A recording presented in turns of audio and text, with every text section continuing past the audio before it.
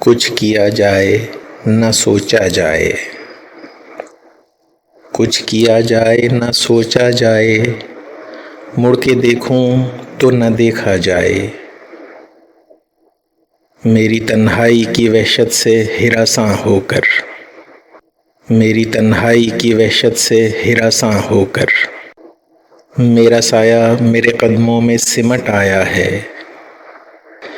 کون ہے پھر جو میرے ساتھ چلا آتا ہے؟ میرا سایہ تو نہیں۔ کس کی آہٹ کا گماں یوں میرے پاؤں کی زنجیر بنا جاتا ہے؟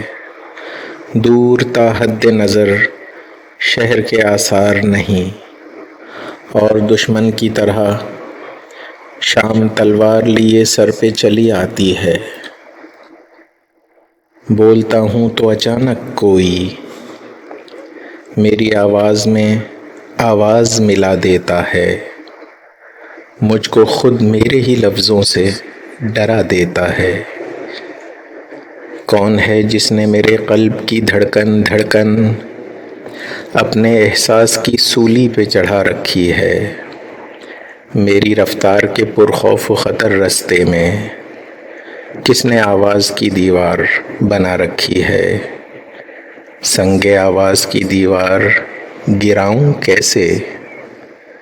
کچھ کیا جائے نہ سوچا جائے، مڑ کے دیکھوں تو نہ دیکھا جائے، مڑ کے دیکھوں تو نہ دیکھا جائے۔